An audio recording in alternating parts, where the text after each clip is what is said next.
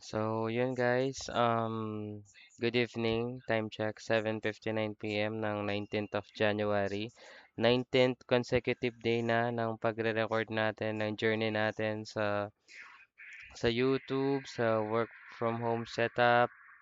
Yun, update lang, no? Previously kasi, ang expected na pag-a-applyan ko is dalawa lang siya. Yung sinend sa akin ng kaibigan ko, which is Go Hire Virtual. Tapos, yung isa is about Outdesk. Yun. Yun namang Outdesk naman is sinend ng coach ko.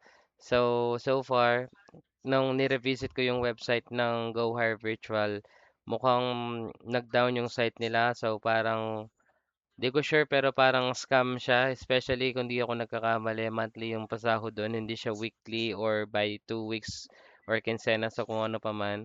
So, ang ginawa ko is in-applyan ko yung Outdesk.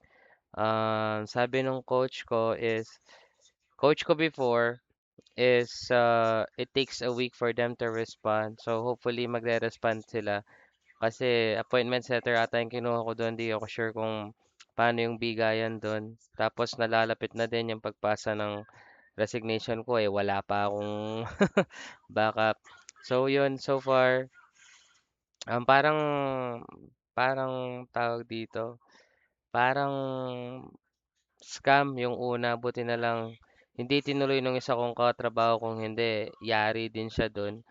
Tapos dun sa Outdesk, matagal na since 2020 nakita ko na ata yun. Hindi ko lang masyadong pansin pagkat